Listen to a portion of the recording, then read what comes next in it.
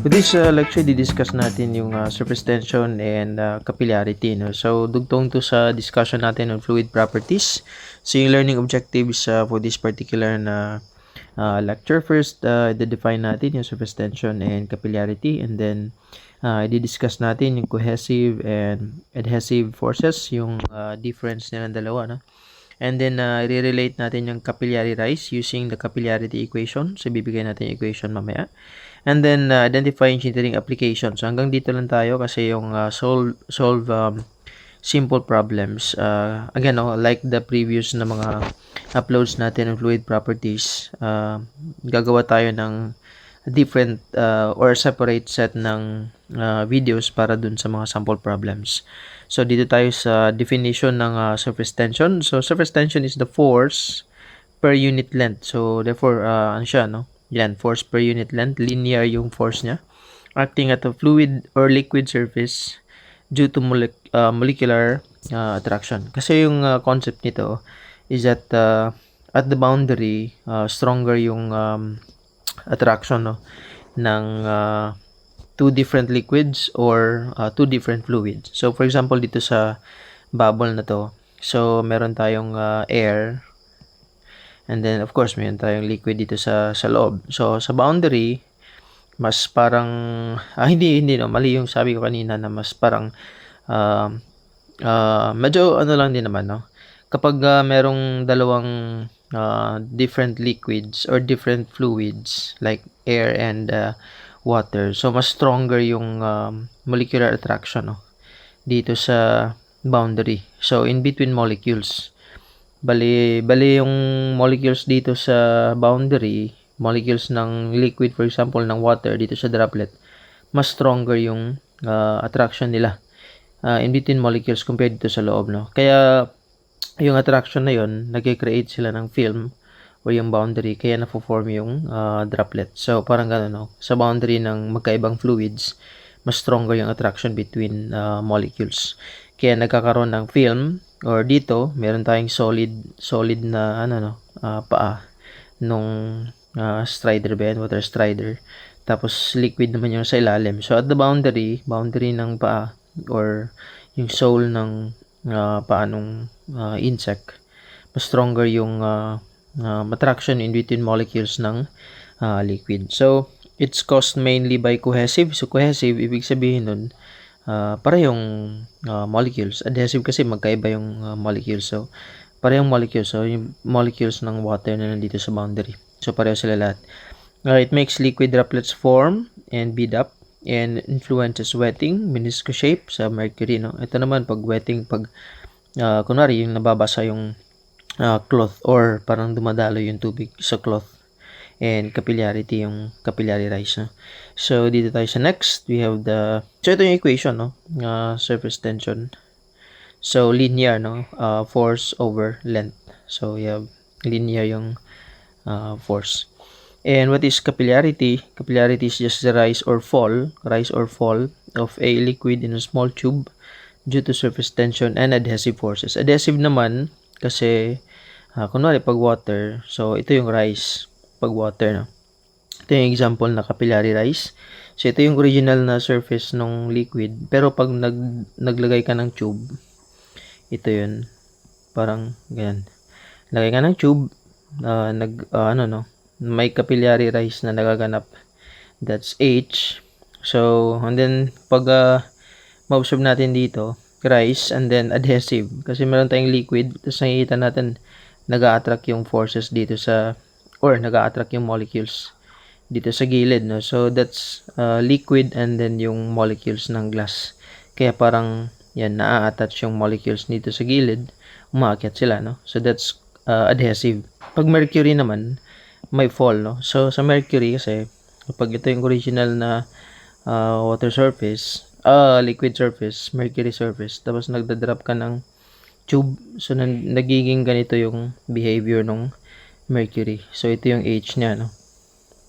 Yan. Tapos, nagiging convex or yung niya is curved upward or parang dome shape. Ito naman, mas mas stronger yung cohesive forces. Kaya parang papunta dito sa liquid inner, no? Papunta sa inner yung attraction ng mga molecules, hindi siya papunta sa glass. Kasi mas stronger yung cohesive forces in between the molecules of the mercury. Tapos pababa siya, no? Hindi siya paakyat. Kasi hindi siya pa-attach dun sa glass na surface. So ito yung equation niya, no? H is 4 theta cosine 4 sigma. Sigma ba yan? Hindi ako sure, no? Parang sigma yan. 4 sigma cosine theta, and then you have gamma d. So ito ay ito yung surface tension kanina. Theta is yung angle dito, no? Yan. Yan, parang angle dito sa yun. Angle dito sa in between the glass and yung sa water molecules. And then you have unit weight, and then d is the diameter of the tube. And then mercury is depressed in glass. So ito yung sinasabi natin, no? Depressed papunta dun sa baba. And capillarity is important in soils. Yun pag akyat nung water, for example sa soil, and then you have plants, yun din, no? Akyat ng water sa plants. Paper, kapag nababasa ng dahan-dahan yung paper. And then porous material, example niyan is groundwater, no? So how water travels into a porous medium like yung mga aquifer natin. Okay? So, I think medyo na-discuss na natin kanina, no? Mas malakas yung adhesive forces dito sa glass and water. Dito naman sa mercury, mas malakas yung or stronger yung cohesive force. So, in between the mercury na molecules. Actually, parang mali ito, no? Dapat pa ganyan. Nasa ilalim. Depressed kasi dapat pag mercury. Tapos, concave, meaning pag ganito. Convex naman pag ganyan. So upward. Ito naman downward yung curve. Ito ay yung angle is dapat less than 90 degrees. Ito is greater than 90. So actually nasa mga 130 or 140 based sa ibang textbook and references. 130 or 140 degrees. So obtuse yung angle kapag mercury dito, no. Ito naman yung isa. Ganyan, pag ganyan. And then yun. So that's the theta. And then you have capillary rise, and ito naman capillary depression. Ito rise. Yun lang yung difference. Dito tayo sa application. You have engineering application. Yung sabi natin kanina, soil moisture, movement, and groundwater in fine pores. So pag meron tayong porous na medium, so nagta-travel yung groundwater, no? So merong mga voids dyan, ganun. Tapos nagta-travel yung groundwater. Kasi yun, may attraction in between water molecules. So parang nagko-connect sila lahat papunta dun sa kung saan man sila mag-flow. And then water rise in plants and wicks. So itong wick, parang ano lang, no? Kapag nagdi-dip ka, so for example, i-dip mo dito yung wick. Ito muna yung unang mababasa, tapos packet yung pagkabasa niya dun sa ibang parts ng wick. Katulad din sa cloth or yung sa mga damit. Pag nababasa, parang nagsispread out yung pagkabasa ng damit dahil dun sa yun, application ng surface tension tsaka capillarity, no? And then yung capillary tubes, pipettes, and laboratory testing. Sa laboratory testing naman, I think yung example na may isip ko dito is yung medical purposes, no? Kapag kukuha ng, for example, kukuha ng blood sample. So pag blood sample, maliit lang na tube yung ginagamit nila, tapos umaakyat, no? Nagra-rise dun yung blood papunta dun sa tube. So hindi na kailangan ng pump or suction na mechanism. Nagka-capillary rise lang yung blood, no? Then coating, cleaning, detergents, and wetting process. So for example, sponge. So yung sponge iba na yung penmanship. So anyway, sponge lang din naman yan. So marunong naman kayo mag-spell ng sponge.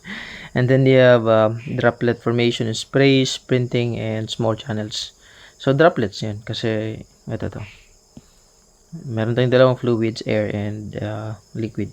So yun, nagpo-form yung surface tension na film. Kaya may droplets. So surface tension and capillarity influence many hydraulic, geotechnical, and material applications. So ito groundwater. Ito naman para sa mga ito, no, droplet formation sprays, and then ito ay para sa medical, for example, or capillary tubes. Okay, so I think ito na yun, no, para sa topic natin on surface tension and capillarity. So see you again sa mga next na mga or future ng mga lecture videos natin na iba-ibang subjects lang, no? So ito hydraulics, so meron pa tayong ibang subjects, browse nyo lang dito sa channel natin. And thank you lagi sa support, and see you sa mga next uploads natin.